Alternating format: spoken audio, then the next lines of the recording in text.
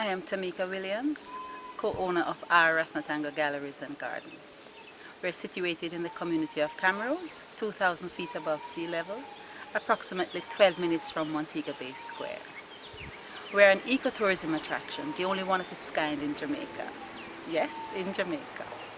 We have an art gallery, gift shop, and a garden with Jamaican flora and fauna.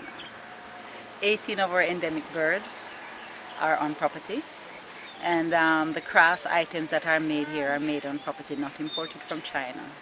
The experience is unique. The food you will eat, the people you will meet are 100% Jamaican. Our staff are well trained and an asset to our business. This is a working sundial. It incorporates Roman numerals, a Jamaican phrase, time wasted is wasted forever. It gives the correct time, but it needs the sunlight.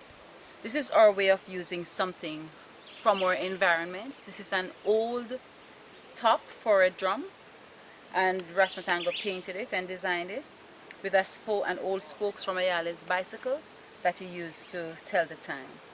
A sundial tells the time from the sun, as it says, a sundial, and all happens is the sun moves from one direction to the other, and the shadow is cast from this to the time. It only gives you the time from 6 a.m. to 6 p.m., from sun up to sundown, hence it's a sundial. This is a chenille plant. It's called puss-tail or monkey's tail in Jamaica. It's a favorite amongst children. It's called the chenille plant because of how soft this is against your skin or to the touch.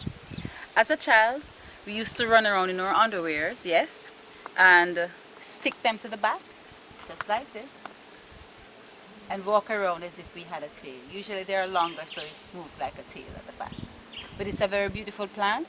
This is actually a flower. This is the flower of the plant. This is found at one of the plants found at Ahhh Natango Galleries and Gardens.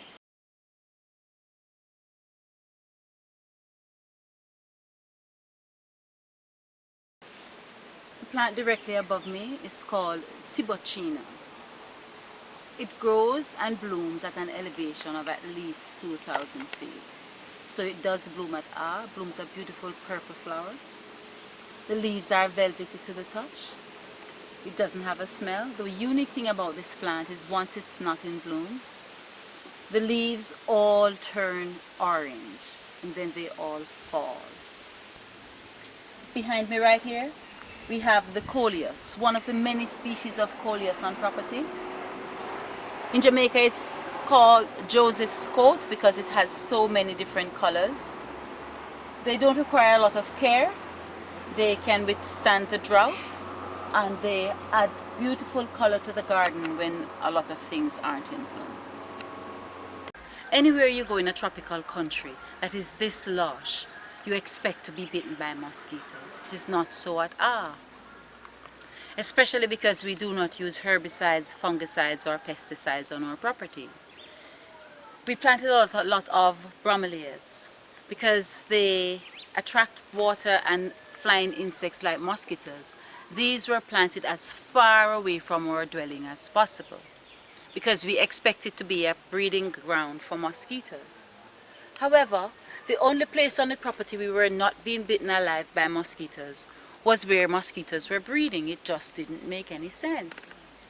One spring, just as thick as this is now, we have to thin. We go through a process of taking some of the plants out and replanting them elsewhere. When we did, these plants are filled with water.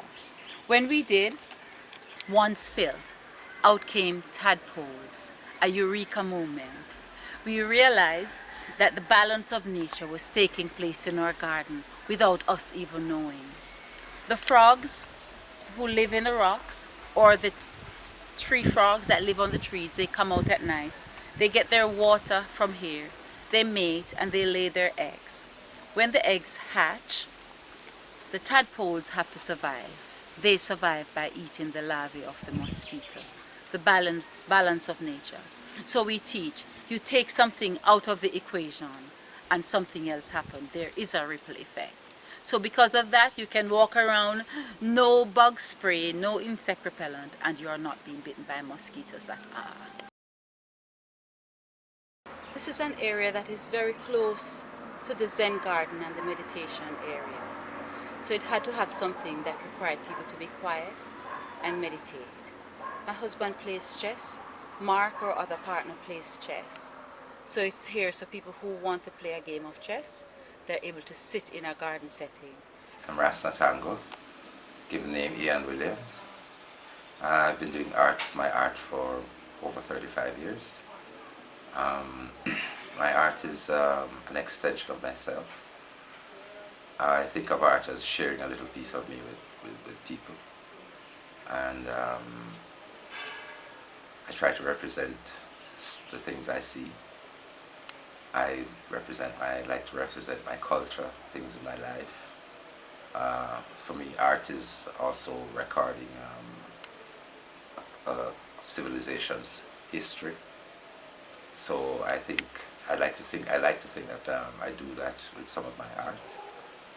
So upon arrival at my gallery, you'll find a variety of art. I paint in various styles. I'm self-taught, so I've never been trained in any one particular style. So I paint the way I feel. I love painting people. I love the life we live and our way of life, especially those of my grandparents in the old days, and the things they used, and how life was simple. I like to think that life should be simple. I hear people say that art imitates life, which I don't agree with. I think life creates art, but art dictates life. Without great drawings like Leonardo da Vinci's sketches of helicopters and all of that, nothing is created without a diagram program. So life creates art, but art creates life. It dictates life. This is Callisto. She is one of our dogs, one of 3 dogs that we own. She's part shepherd, the other 2 are full-bred shepherds. We are animal lovers at Ahhh, not just for dogs or cats, but all animals, birds, turtle, fish, and lizards. I know a lot of people are afraid of lizards, but everything has its place. Every single thing has its place. You'll find lizards inside my house, but you will not find a cockroach because the lizard eats them. So all animals, so if you're an animal lover, our dogs are trained to be very protective, as shepherds are of their owners and their territory, but they are very good pets, so you're able to actually come and play with them. Sometimes we have guests who ask us, do you really live here? What is it like to live here? And it's a humbling thought. It's doing something that we love, and having people coming to appreciate it and take away something from it, feeling renewed, it's priceless. It's something that I cannot pay for.